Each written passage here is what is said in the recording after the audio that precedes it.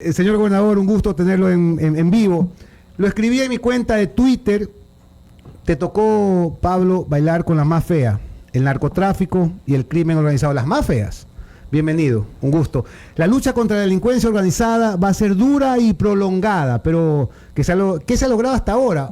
Pablo, bienvenido. Bueno, gracias, Juan Javier, por la invitación, Pocho, y un saludo para todos los radioescuchas y seguidores de Radio Centro.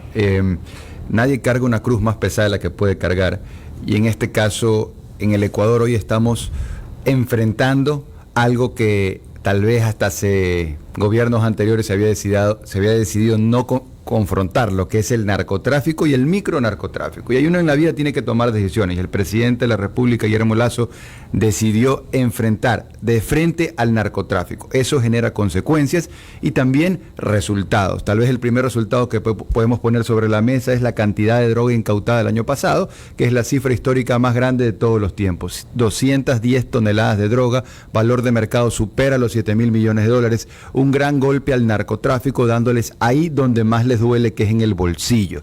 En el comienzo de este año hemos seguido con esa tónica, redoblando esfuerzos con la fuerza pública, haciendo actividad con inteligencia de la policía para poder desarticular bandas narcodelictivas, que eso es una parte del trabajo, pero la otra parte del trabajo tiene que ver con la delincuencia. Ahí también tenemos resultados para mencionar.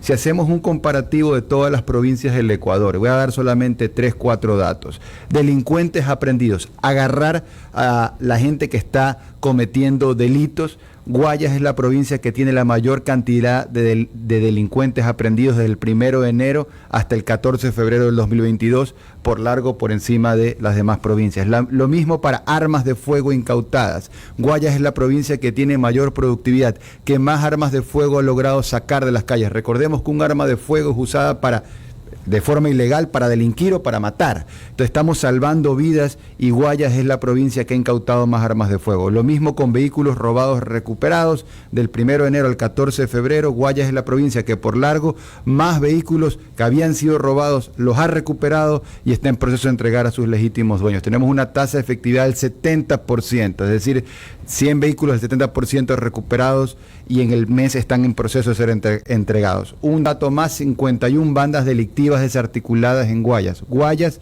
del 1 de enero al 14 de febrero, es la provincia que más bandas delictivas tiene desarticuladas en todo el país. Esta es la productividad de Guayas. Y ojo, que en Guayas no somos la provincia que tiene más policías. Hay provincias que tienen hasta 5.000 policías más que Guayas. Así que Guayas tiene una gran productividad en su fuerza pública dentro de la realidad que estamos viviendo, Juan Javier, pero también teniendo en cuenta que lo que pasa en Guayas, por tener puertos, por ser la ciudad puerto, no lo están enfrentando otras partes del país, y me refiero a la lucha encarnizada y de frente contra el narcotráfico. Ahora, Pablo, hay 3 puntos: la lucha contra la delincuencia común, las incivilidades, que más tarde vamos a hablar, y el micro y narcotráfico. En esto quiero detenerme un momento: el micro y narcotráfico. Antes parecía que no pasaba nada, que todo estaba en paz. De un tiempo acá, de unos meses acá, se desata esta ola de violencia del narcotráfico. ¿Por qué? ¿Será porque antes, en los gobiernos anteriores, estaban enconchavados o tenían permiso para delinquir y ahora no? ¿Por qué de pronto acá estamos invadidos de estas noticias del narcotráfico? De acuerdo. Entonces, cuando hablamos de narco, tenemos dos tipos de narco: el narco transnacional, los narcos que están buscando sacar la droga al exterior, y los narcos locales, que en un principio esos narcos locales eran simplemente bandas delincuenciales que daban custodia y logística a los narcos transnacionales, pero hoy por hoy son bandas narcodelictivas locales. Entonces tenemos estos dos problemas. ¿Cómo se combaten estos dos problemas? Bueno, entonces el gobierno, para defender la soberanía del territorio, cuando arranca el gobierno, se define poner radares en zonas donde estaba vulnerada la soberanía del Ecuador. Me refiero específicamente en Montecristi y en Santa Elena. Historia larga, corta: cuando el gobierno define poner estos radares, un bloque de asambleístas en la asamblea, veamos a quienes defienden ese bloque asambleísta, se manifestaron en contra de que se pongan los radares que tienen un solo objetivo: detectar narcoavionetas, por el amor de Dios, que te metan o te saquen droga. Sin embargo, un bloque asambleísta se manifestó en contra de que el Ecuador defienda su soberanía con radares antinarcoavionetas. Se trabajó en poner esos radares, y ¿qué es lo que decía ese bloque de asambleístas que quieren defender que el pasado regrese? Decían de que poner un radar en Montecristi iba a afectar el medio ambiente, cuando el radar y la base militar que digamos, defiende ese radar será de 1 kilómetro cuadrado, y el cerro de Montecristi tiene más de 200 hectáreas. Entonces aquí está bastante claro lo que tú decías. Yo te estaba escuchando cuando venía para acá, Juan Javier, el tema de que así como hay narcos, así como hay malos políticos, hoy por hoy también enfrentamos narcopolítica, es decir, de alguna forma se influyen los narcos logran influir en ciertos estamentos para que defiendan sus intereses. Entonces estamos luchando contra eso, eso es parte de la historia. Pero luego el otro problema es el micronarcotráfico, es decir, la droga que entra para consumo local, porque desde el 2016 está documentado que en el Ecuador los narcos transnacionales le pagan a los locales, ya no en dólares sino en droga, porque pueden rentabilizar muchísimo esa droga producto de la venta al consumo local, que a su vez se generó un consumo enorme en el Ecuador por la tabla de consumo, que de alguna manera popularizó ese consumo local, y eso es contra lo que estamos enfrentando. Entonces hoy tenemos el problema de cuando incautamos grandes toneladas de droga, por ejemplo el año pasado 210 toneladas de droga, eso golpea a los narcos transnacionales, pero también es un golpe al micronarcotráfico, porque hasta 1/3 de la droga incautada, de acuerdo a información de inteligencia policía, es droga que estaba prevista no salir del país, Juan Javier, sino quedarse aquí localmente para el micronarcotráfico. Y pensemos que cuando incautamos droga, estamos salvándole la vida a la gente, porque la droga es un veneno que mata gente. Digo esto porque a veces hay gente que quiere posicionar la idea de que están agarrando droga, entonces están encarcelando la droga. No, hermano, la droga mata gente. Cuando se incauta droga se le salva la vida a la gente. El consumidor promedio en el Ecuador es un chico de 14, 15, 16, 17 años. Entonces cada paquete de cocaína que se logra sacar de las calles, le estamos salvando la vida a la gente. Evidentemente aquí se requiere esfuerzos de todos, porque para combatir contra el narcotráfico, micronarcotráfico, en términos económicos no solo se lo puede manejar por el lado de la oferta, por el lado de los narcos, sino también por el lado de la demanda del consumidor. Y por eso como gobierno tenemos campañas muy potentes de prevención y de rehabilitación, justamente porque después de todo, si no hubieran consumidores, no hubieran micronarcotraficantes. Entonces es igual de importante trabajar para concientizar a nuestra juventud de que con la droga no hay camino, el único destino seguro es la muerte, y eso es lo que tenemos que trabajar todos para evitar. Así que incautando droga se salva vida de jóvenes ecuatorianos, y eso es lo que está trabajando el gobierno dentro de una realidad de recursos escasos, dentro de una realidad que estamos luchando contra un mal transnacional que no tiene presupuesto ni límites ni escrúpulos tampoco, pero estamos aquí nosotros para hacerle frente. Todos los días en Guayas nosotros estamos atrapando 40 delincuentes. La mayoría de esos delincuentes están dedicados al micronarcotráfico. Todos los días de Dios en Guayas, 40 delincuentes. Ahora, la seguridad es un edificio, si se quiere ver, que tiene varios pilares. Aquí es importante saber luego qué pasa con los delincuentes aprehendidos, y eso le corresponde al pilar de la justicia, que es importante que la justicia esté a la altura del accionar policial, porque la policía está haciendo su trabajo. Aquí lo importante es saber qué trabajo está haciendo la justicia y cuál es el trabajo que también está sucediendo o no está sucediendo en la Asamblea, porque hasta el día de hoy, con todo el auge del narcotráfico, micronarcotráfico, crimen organizado y delincuencia, la Asamblea todavía no se sensibiliza, y hasta el día de hoy tenemos legislación que es pro delincuente, que intimida al policía, no al delincuente, y eso tiene que cambiar. El gobierno ha tomado el liderazgo, ha puesto una iniciativa, un proyecto de ley, puede ser enriquecido, puede ser mejorado, puede haber otro proyecto, pero lo importante es que también la Asamblea esté a la altura de las circunstancias. Y necesitamos que la Asamblea, Juan Javier y Pocho, respalde a la Policía Nacional. Todos los días los policías están arriesgando su vida y su libertad para salvaguardar nuestra vida y nuestra libertad. Y no hay derecho que en la Asamblea vayan con tan poca velocidad para darle el respaldo que necesitan los policías, que no solo es de palabras. Pero es un punto de la velocidad para las cosas que ellos no quieren, pero para otros son rapidísimos. Gobernador, buenos días. Primera pregunta. ¿Ya llegaron los 1.000 policías adicionales que dispuso el presidente en su decreto presidencial?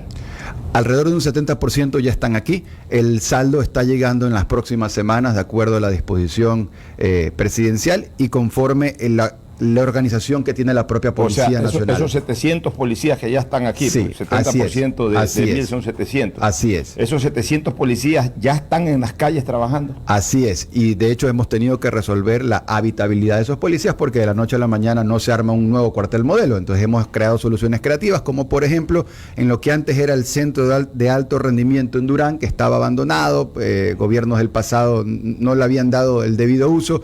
Hemos habilitado una parte, se está ubicado en Durán, como una suerte de fuerte o cuartel para la policía, en este caso para la Fuerza Especial que vino de la UMO, la Unidad de Mantenimiento de Orden, que es uno de los grupos de orden táctico de la Policía Nacional, que lo tenemos presente aquí en el Gran Guayaquil, en la zona 8, Guayaquil, Durán, San Borondón. Así que contamos con ese numérico. Perfecto. ¿Tú estás seguro, Pablo? A veces conversamos, obviamente, con la confianza y la amistad que tenemos, debería decirte, gobernador. Pero ¿tú estás seguro de que la policía está cumpliendo como verdaderamente piensas o como crees o como debería de ser? Sí, mira, todos los días trabajo hombro a hombro con la Policía Nacional, desde el comandante general, digamos, tenientes coroneles, mayores, sargentos, capitanes, policías, y puedo ver la mística que tiene un policía. Déjame darte un dato. En el mes de noviembre, 500,000 de ecuatorianos levantaron la mano y dijeron quiero ser policía, 500,000 personas. De esos solamente pasaron todos los filtros alrededor de 2,000, es decir, el 0,5%. ¿Qué quiero decir? No es fácil ser policía y el estándar no lo podemos relajar, más bien hasta hay que fortalecerlo un poco más. Entonces, esa es la tónica de trabajo, sin perjuicio de que en toda institución siempre es necesario hacer depuraciones. Y de hecho, el proyecto de ley enviado por el gobierno a la Asamblea Nacional, el proyecto de ley de seguridad ciudadana me refiero, en uno de sus acápites habla de lo importante que es poder depurar con mayor celeridad a la Policía Nacional, porque está claro que estamos enfrentando tentáculos de corrupción nunca antes enfrentados. Me refiero al narcotráfico transnacional y el micronarcotráfico multimillonario que hay en el Ecuador, porque a veces hay la percepción de que el negocio local de la droga es un negocio pequeño, es un negocio inmenso. De hecho, la mayoría de esas muertes violentas que vivimos y sufrimos al día de hoy son producto de ese micronarcotráfico, de la disputa por territorio, porque el gobierno con la acción los está incomodando, porque les está achicando el territorio. Ellos buscan atemorizar a las autoridades, a la ciudadanía. Pero este trabajo en conjunto que estamos haciendo, confiamos en nuestra Policía Nacional. Estamos trabajando, Pocho, en fortalecer a la Policía Nacional a nivel de capacitación, al nivel de tecnología, al nivel de tener la mejor colaboración internacional. Yo te he escuchado a ti y tienes razón cuando has dicho es importante tener la colaboración de Colombia, de Israel, por ejemplo. Colaboración que al día de hoy me consta que tenemos. Siempre se podrá tener más y mejor, pero hoy la tenemos. Y de los propios Estados Unidos de Norteamérica, que también colaboran muchísimo con la seguridad del Ecuador. Pero mira un ejemplo, Pablo. Por eso yo digo que, y te pregunto si tú estás convencido de que la policía verdaderamente está desarrollando el trabajo que se necesita. No estoy diciendo de que no hacen nada, pero el trabajo que se necesita. Los desgraciadamente colgados en Durán la semana pasada. ¿Dónde los cuelgan? Los cuelgan en un puente peatonal de la avenida principal, de la llamada Nicolás Lapente Acuña, la avenida principal. O sea, en cualquier lógica humana, podemos interpretar de que siendo Durán un lugar hoy realmente golpeado duramente por la delincuencia, si hubiera un patrullaje 24/7, es decir, las 24 horas, 7 días a la semana, no tenían cómo colgarlo en la avenida principal, pues este par de cadáveres, pues no los han colgado en el Cerro Las Cabras, ni en algún rincón de Durán, en donde, bueno, de repente por ahí no pasó un policía. Pero si Durán, por ejemplo, estuviera patrullado las 24 horas, por lo menos en su avenida principal, no pueden colgar, pues para colgar un par de personas, mejor dicho, un par de personas, más allá de que si están o no involucradas a las propias bandas. Pero para colgar un par de personas se toma un tiempito, pues tienen que llegar con los cadáveres, treparse al puente, colgarlos, amarrarlos, etcétera. O sea, si hubiera un patrullaje en la avenida principal de Durán, seguramente los delincuentes, sabiendo de que hay patrullajes ahí, no se atreverían a hacerlo. Esa es una demostración de que no están patrullando las 24 horas del día.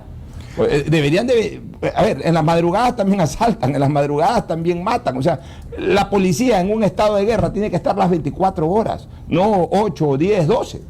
Sí, la policía trabaja en 3 turnos, 24 horas, Fuerzas Armadas dentro de lo que la Constitución y la ley les permite también poner un contingente de un número de horas. Ahora, ¿qué es lo que también tenemos que tener como línea de base en una conversación? La realidad. ¿Y cuál es la realidad? A Ecuador, al país, no le sobran policías. A Ecuador le faltan policías, más de 20.000 policías. De acuerdo al estándar internacional, se requieren 4 policías cada 1.000 habitantes. Ecuador como país tiene un promedio de 2,7 policías cada 1.000 habitantes y la zona 8, Guayaquil, Durán, San Borondón, tiene un índice aún más deficitario. Es decir, no sobran policías, faltan policías y eso es algo que no se construye de la noche a la mañana. Uno en la vida solamente puede cosechar lo que ha sembrado uno mismo o tu antecesor. Y el antecesor, el gobierno que nos antecedió, no sembró formación de nuevos policías. De hecho, nosotros abrimos la formación de nuevos policías el año pasado porque no lo había hecho el gobierno anterior en los últimos años. Entonces, se está trabajando no solo de esa forma, sino de manera creativa. Y algo que decía Juan Javier hace un momento, que lo puedo conectar con este tema de patrullaje 24/7, que creo que es el tema de fondo acá, es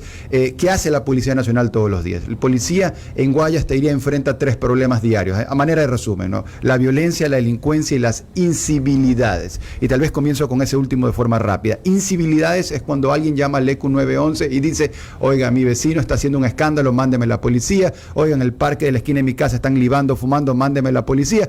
Oiga, mi otro vecino se está yendo a golpes, tiene una riña, violencia intrafamiliar, llámeme la policía. ¿Saben qué porcentaje de las llamadas al ECU 911 en Guayas el año pasado fueron por este tipo de incivilidades? Hasta un 50% de las llamadas que disponían que se despache un policía para lidiar con estas incivilidades. Entonces, ¿cuál es el problema? Que el policía que está luchando contra el narco, el policía que está luchando contra el crimen organizado, la delincuencia común, el micronarcotráfico, tiene que dejar eso para dedicar hasta la mitad de su tiempo, día a día, en lidiar con incivilidades. Entonces, ¿cuál es la propuesta? Aquí, y hemos conversado con alcaldes de distintas municipalidades de la provincia del Guayas, y hemos tenido un muy buen entendimiento para que las alcaldías puedan colaborar con su seguridad metropolitana, con la policía metropolitana, que no está armada, pero que no necesita estar armada para lidiar con este tipo de incivilidades en mayor medida, y que eso a su vez permita liberar recursos de policías armados para poderlos dedicar a lo que realmente se necesita un policía armado, que es la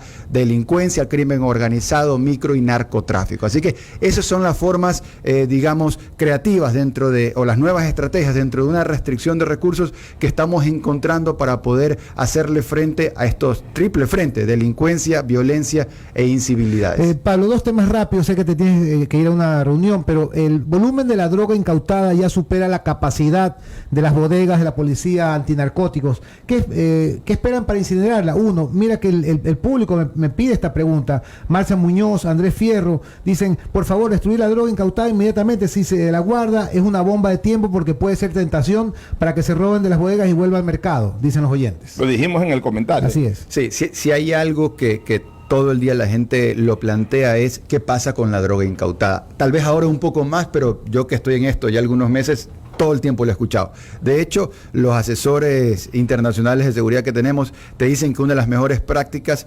es transparentarlo, hacerlo mediático, inclusive. Me refiero a la incineración de droga. En concreto, ¿cuál es el procedimiento? Sucede que esto se maneja desde Quito, en la coordinación entre policía, Ministerio de Gobierno, y poder incinerar droga requiere una serie de factores. Me refiero específicamente a un horno que tiene que ser contratado, que lo contrata el gobierno, la Policía Nacional, y la incineración se hace delante de un perito y un juez. Sin la orden de un juez no se lo puede hacer. Por eso es tan importante que la justicia vaya al ritmo de la incautación de droga y del trabajo que hace la Policía Nacional. ¿Qué hicimos nosotros ya hace algunos meses acá en Guayas? No había un horno en Guayas que esté calificado para incinerar droga, porque los hornos tienen que tener una serie de calificaciones medioambientales al día de hoy. 1 y 2, que ustedes comprenderán, no voy a mencionar marcas porque las marcas no quieren que se sepa dónde se lo hace, y también por seguridad del propio personal de esas empresas. Pero nosotros, esta gobernación gestionó que se consiga un horno en Guayas, que se lo tiene. Hay una gran industria local que ha facilitado sus instalaciones. De hecho, el gobierno paga por eso, o sea que no es gratuito, pero se maneja cierta reserva justamente por la seguridad de los trabajadores y por el buen nombre de esa empresa, que el tema de quema de droga siempre es un tema que es un tema delicado. Hay muchas preguntas, pero sé que tienes otro compromiso. El país, Pablo, enfrenta enemigos de alto calibre, el narcotráfico y el crimen organizado.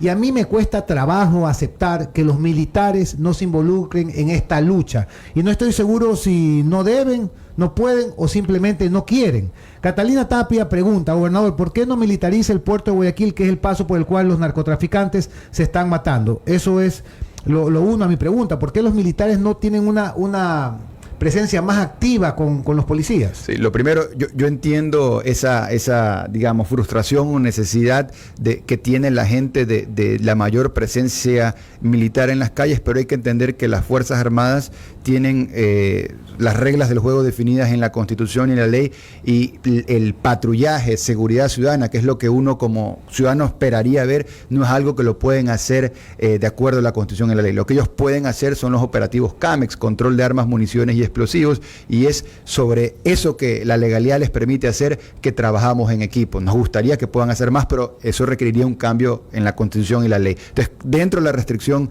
legal y constitucional, trabajamos con lo que pueden hacer. Y siendo concreto en el tema del puerto, lo que se ha hecho es una suerte de militarizar la avenida que te lleva al puerto, y te diría, y el presidente de la República ya lo ha hecho hace un par de semanas, que en el puerto principal hay un muy buen trabajo de la Policía Nacional en colaboración con Fuerzas Armadas de contención. De hecho, producto de eso, esto es, al achicarles el territorio, digamos, la PU sale por otro lado. Por eso es que ha habido los enfrentamientos en el sector de la Playita, por la contención que se hizo en el puerto. Entonces, estamos enfrentando algo que lo que antes se había hecho era contemporizar, es decir, mirar para el otro lado, hacerse los locos. Aquí nadie se va a hacer el loco, aquí estamos enfrentando los resultados, la incautación de droga que salva vidas, la ponemos todos los días de manera transparente para que la gente conozca. Estamos luchando en estos tres frentes, creemos que podemos doblegar al enemigo, pero se requiere el apoyo de todos, se requiere que la sociedad civil le dé el debido respaldo al gobierno, que ha decidido enfrentar lo que antes no se había querido enfrentar. Enfrentarlo genera consecuencias, pero con el apoyo de todos lo podemos hacer de manera correcta. ¿Sabe una cosa, gobernador? Lo peor de todo es que la Constitución no limita tanto como la gente piensa, y como de alguna manera también los militares han coadyuvado a ese criterio. La Constitución habla claramente que la función de las Fuerzas Armadas tiene como misión fundamental el cuidado de las fronteras, no como misión exclusiva, como misión fundamental. La Corte Constitucional, que para otros temas literales le dio la vuelta, como por ejemplo de que la vida se respeta desde la concepción, ahí sí, aplicando conceptos de derechos, permitió la interrupción del embarazo. Acá, en cambio, no se amplía en cuanto a los derechos a la seguridad ciudadana que tenemos todos los que vivimos en este territorio, y ahí sí incluso estrecha mucho más la norma literal de la Constitución, que habla de misión fundamental, no de misión exclusiva. Sí, de ahí solamente sobre eso que coincido en esa interpretación. De alguna forma el Gobierno Nacional, en el proyecto de ley de seguridad que envió a la Asamblea hace ya un mes, recoge ese sentir y plantea un camino para que sea más fácil la colaboración entre policía y Fuerzas Armadas, y no se requiera recurrir a un estado de excepción, lo cual es atípico y requiere aprobaciones de otro nivel. Entonces, justamente el proyecto de ley del gobierno recoge este tipo de sentir y buena práctica, que es poder contar con el mayor apoyo de nuestras valientes Fuerzas Armadas, que es un apoyo muy valioso, no solamente por la acción, sino también por la disuasión, porque es muy disuasivo para los delincuentes cuando están viendo que están trabajando en equipo policía y Fuerzas Armadas en las calles. Pablo, mira, ya quizás como última pregunta, porque respetando tu tiempo tienes otro compromiso, entiendo, periodístico, pero esto es importante. Yo vengo proponiendo desde hace mucho tiempo atrás en mis redes sociales, en mis comentarios, que las instituciones, en este caso de la provincia o de la ciudad, dígase municipio o alcaldía o gobernación, deberían de establecer un equipo de abogados, contratar un equipo de abogados, nada gratis, porque la vida lo gratis no funciona, y la seguridad no tiene precio, que es lo más importante. Deberían de contratar un equipo de abogados para que actúen como veedores en todos los procesos penales, todas las de que agarran 40 al día, etcétera. Bueno, que hayan abogados que vayan a esos procesos, porque son de flagrancia. Por tanto, a la audiencia de flagrancia, que estén cada uno de esos abogados para que sean veedores del proceso y puedan llevar la información técnica ya a la autoridad política, en este caso al gobernador, o por ejemplo, si es que se emana eso desde la alcaldía al alcalde o a la alcaldesa de turno, poder llevar la información técnica para denunciar cuando hay estas decisiones, ya sea del fiscal o del juez, en contra de la seguridad ciudadana. Por ejemplo, acaban de detener a 10 delincuentes uniformados de policías y han aflojado a 9 de los 10. Han aflojado a 9 de los 10. La pregunta es, en todo caso, ¿por qué no aflojaron a los 10?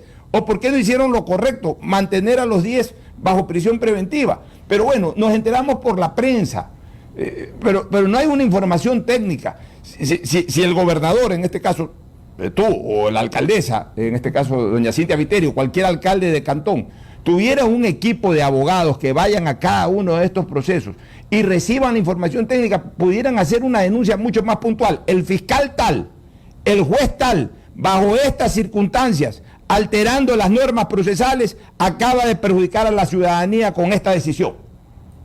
Para no caer en la generalidad, los jueces, los fiscales, mira este caso que se hace mediático porque lo informa la prensa. O sea, necesitamos también meterle presión, buena presión estoy hablando, no presión política, sino una buena presión a los fiscales y a los jueces, y la única manera de hacerlo es a través de veedores. Es una idea que la he señalado durante varios meses atrás, ya hasta varios años atrás, pero ahí queda como idea simplemente. Sí, te digo que es una buena idea. Te cuento algo que tenemos que es un poco similar.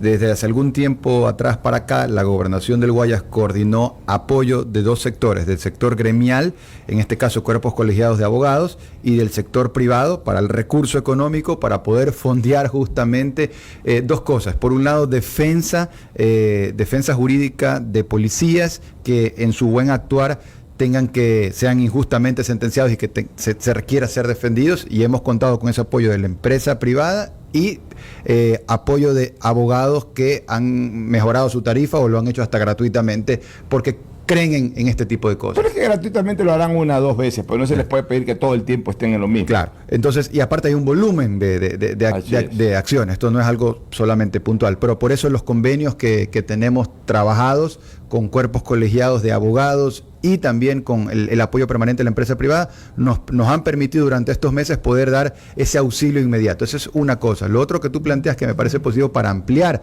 ese apoyo es que no solamente vaya para la defensa, digamos, a lo reactivo, si se quiere, sino tal vez dar un paso más hacia adelante. Veeduría. Correcto, para estar debidamente enterados de lo que luego sabemos por la vía ordinaria, que es cuando en los operadores de justicia la pelotita no rueda, sino que se empieza a quedar. Muchísimas gracias a Pablo Rosemena. La próxima vez, ya sabes el camino, Pablo. Tenemos muchísimos temas que se quedaron en el tintero, pero bueno, estás cordialmente invitado para una nueva entrevista aquí en Radio Centro. Un corte, regresamos.